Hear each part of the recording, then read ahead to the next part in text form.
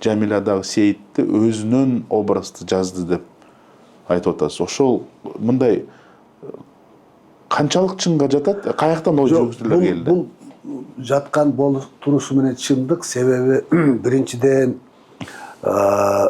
бу Жамиля исключительно айтматым жеке баягы эскерүүлөрүнүн баягы турмуштук таасирлеринин негизинде жазылган.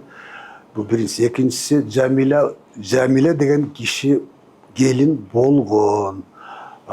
Чын эле ошо бир кыргыз, ошо казактан жашап калган кыргыз жерде ээрчип кетип калганда чын. Кийин анан кайра келген.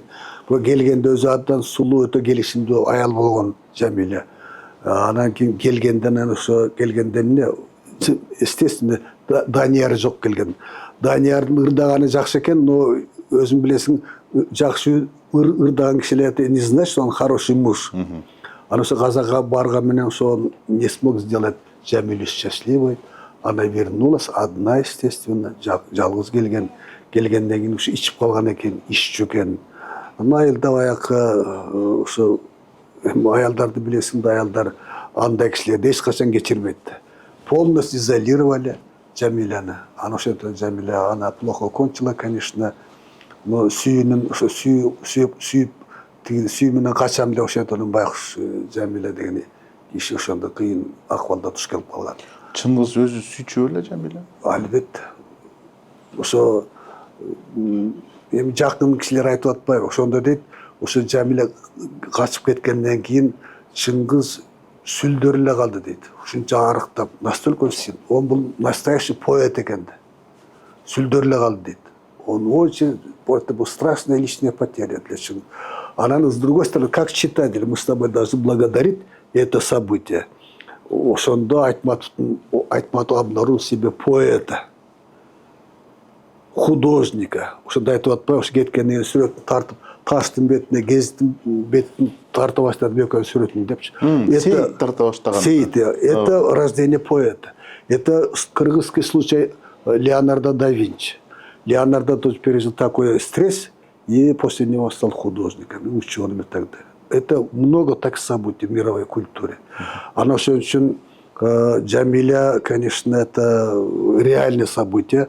Она все айтып атпайбы, ушу көргөн кишилердин эскерүүсүн ушунда. Чыңгыз ушунда дейт, ушунда арыктап жоле ойлодук дейт, өлүп калат окшойт.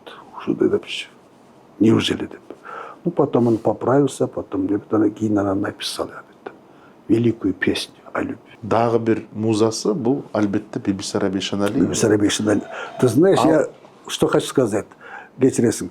Ошо Жамиля бүт чекемин өмүрүндө эч бир өспөй турган элес калтырганда, он стал его идолом. Идолом красоты, мерилом красоты. Анан эми Бибисараны айтып атпайсың? Бибисара, почему он так смертельно влюбился? Потому что Бибисара напоминала ему образ, облик Жамили. Да. Я специально изучал этот вопрос. Чекемин аял образдарын көпчүлүгү ошо так или иначе ошо тегерек бет кыргыз кыз шаңкылдап күлөт, веселенькая, жизни радостный. Айтматов, мен акшым көп сүйлөшүп, көп сырдашып калдык. Для него кыргыздын аялдары, кыргыздын кыздары это было высшее красота, лучше он никогда не признавал. Кыргыздын аялдары для него это было. И прежде всего именно из-за Жамиля менен байланыштуу. Мына жана Толгонай деген образ бар. Толгонай жаш кезин карап соң Жамилянын өзү. Кебете кешип жүрө жүрүм туруму Жамиля. Анан даже Мария Урматовна, кийинки аялы.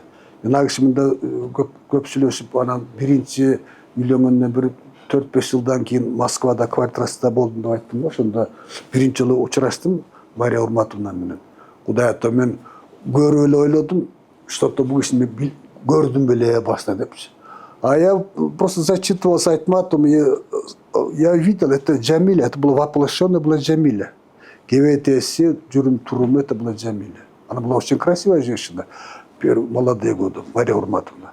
Это было просто копия Жамили это была. Я Айтматов сошел с ума. Даже последний раз Айдана деген эмес, Айдана деген образ бар. Ошол деле ошо Жамилянын эле от звуки какие-то. Его женщина как бы однотипная, это как бы как матрешка, Джамиляның қайталамалары да. Вот так, понимаешь, вот что здесь Айтматов.